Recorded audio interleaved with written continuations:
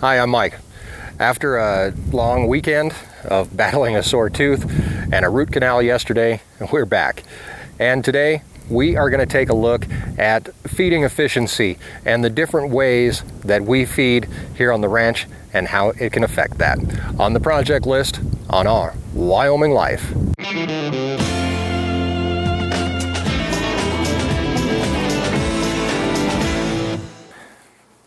Welcome back to Our Wyoming Life. Thanks for continuing with us as we explore the ranch life and escape the ordinary. I apologize for missing the video on Sunday. As most of you know, I was struck down with what was basically a surprise toothache on Friday morning. Because of that, I missed our podcast on Friday and Sunday's video too. It was the first one that I've missed in almost 2 years, and it was bound to happen one way or the other. But I much rather would have missed the video because I was sitting on a beach in Cancun and not miserable with a swollen jaw and a tooth that I could have ripped out of my own head. But, oh well.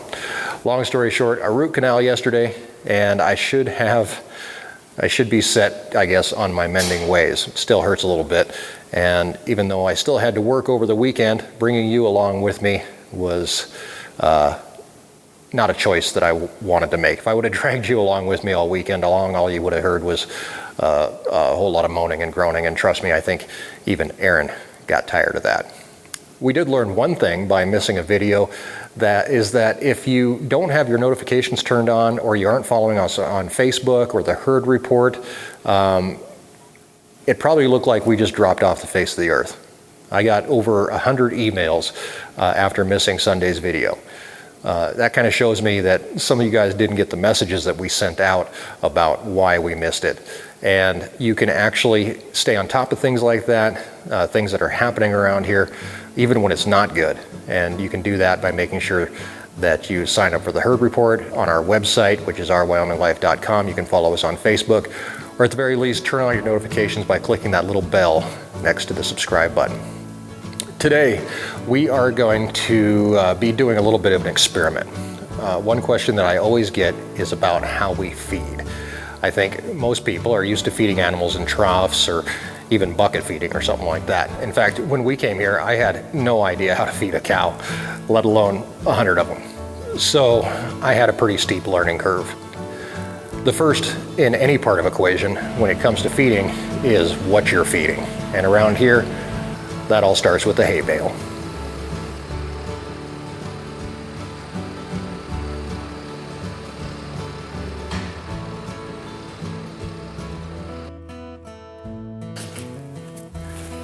Feeding is expensive. I think we all know that. Whether you're putting up your own hay or buying it. Around here, we've been forced because of drought to buy a majority of our hay over the past few years. We're always hoping for rain. And if it doesn't straighten out, we're going to have to basically rethink everything we do about managing the ranch very soon. Without rain, the soil condition, grass growth rate, or anything like that doesn't matter. Of course, the rain is the one thing that is totally out of our control, but that's a whole other video for now. And we're just going to be looking at where we are today and how we can most efficiently use the resources we have. This single bale right here is worth about 150 bucks. We will end up feeding almost 2 of them a day on average for 180 days over winter. That adds up fast. There are 2 main ways that we feed cows here on the ranch. One is with round bale feeders. The bale feeders fit 1 bale at a time and are used in corrals or other controlled environments to feed cows or bulls. Only so many cows can stand around them and eat at one time, and the feeders themselves keep the feed inside of the ring, and in theory the cows are supposed to use less food. Of course, they're still going to pull feed out and waste it even with a round feeder.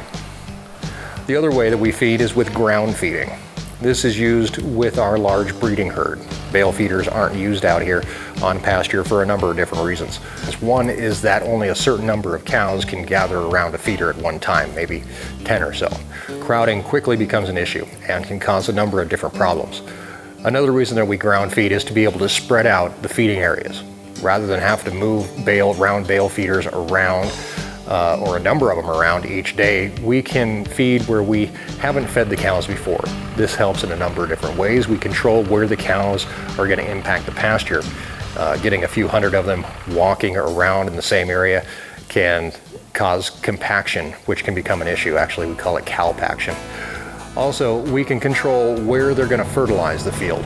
Manure left at the scene can be spread out in the fall and help the soil and the plants grow and make more food for next year.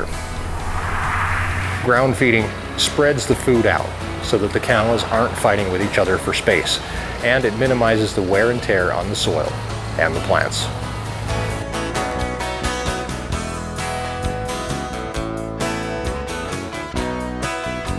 Today, after we feed, we're also going to measure the length of the path or of the food that we left in order to measure the amount of food that we have spread out per foot of length. We're going to leave the cows to eat, and we're going to come back and see how well they clean up their food and measure any leftovers and try to figure out how much waste we're dealing with.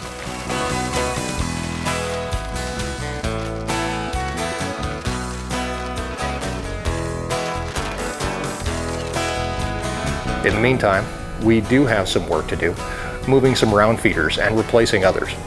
The bulls are notoriously rough on anything in their corral. Recently, I had to replace their water tank because they bent in their old metal tank. And now with a new plastic tank, hopefully it'll be a bit more forgiving. They've also been systematically destroying their round bale feeder, mostly by using it as a scratching post. They have broke off the arms that slow down the amount of food that they're able to get to, making the food last longer. Now when a new bale is placed in, it's a free-for-all, and the bale feeder only slightly manages to keep waste at a minimum. We do have an extra bale feeder that I keep off for just such an emergency. It's not in great shape either, but it looks better than this one. So we're going to move it from where it's at now into the bull corral. Moving it is more awkward than anything. These bale feeders are pretty lightweight and easy to bend and mess up. Like I said, this one isn't in the best shape to start with, so I'm not too worried about the bulls destroying it, but I'd rather not break it while moving it, so some care is required. We're going to chain it up to the loader of the tractor and move it the quarter mile or so that we have to get with it today. The big killer with it would be swing. So in order to keep it from swinging, I'm going to chain it up from the sides and the front to hold it in place. The ground is a bit frozen, and hopefully it's not frozen down to the point where popping it loose will damage it farther. With it up and off the ground, with no swing, we can set off for the bull pasture to put it into service.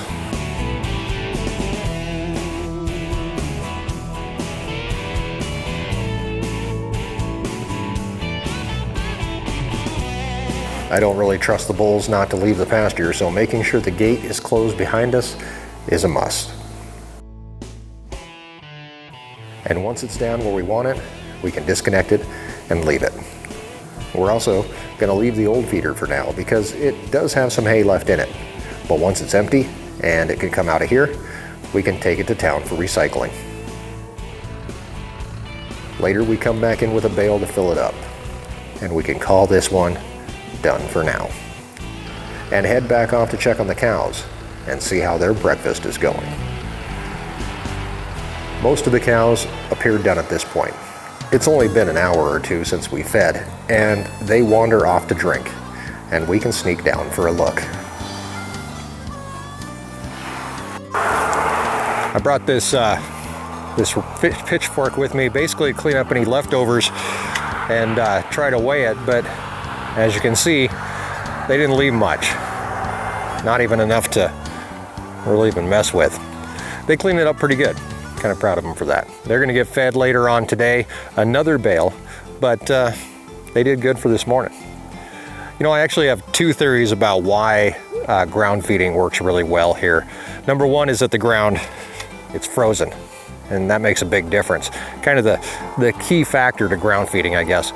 If we had too much mud, or if the soil was even soft, the cows would just grind the feed into the ground, wasting a bunch of it. They, somebody honked at me. You know, I guess, you know, we'd waste a whole bunch of it that way, but they don't. I mean, the ground is frozen, so it works. The other thing that actually works for us is that we don't overfeed. We know how much the cow eats. We know how much we can put out at each feeding, and that makes a big difference as well, because there's none left over for a cow to make into bedding or whatever else they're going to do. During cold, stormy weather though, and especially during calving, we will feed a little bit extra, and we'll put that out for them to bed down in. But we're not going to use the expensive feed that we feed during the year. We're going to use straw. We're going to use some cheaper type of hay for them to bed down in and keep warm. When it comes to the cows' food, you know, we have to be smart about it. But we also have to work with what we have. We don't have a bale processor. I don't have troughs for trough feeding, and if I did, I'd have to move them around all the time, just so that the cows don't make a huge mess wherever the trough sits. So this seems to work pretty well for us. There is definitely, I guess, a balance to be taken into account with the whole thing. Well, that's it for me today. Honestly, this thing is starting to throb a little bit. I'm sure it's the cold weather isn't helping at all. But we'll be back on Thursday, our live stream at 7 p.m. Mountain Time. We hope that you can come hang out with us for a little bit as we take some questions, give some answers, and get a chance to hang out with you. With the holiday approaching, be sure to check out ourwylife.com, where you can get some ideas for Christmas gifts for your favorite fan, even if it's you.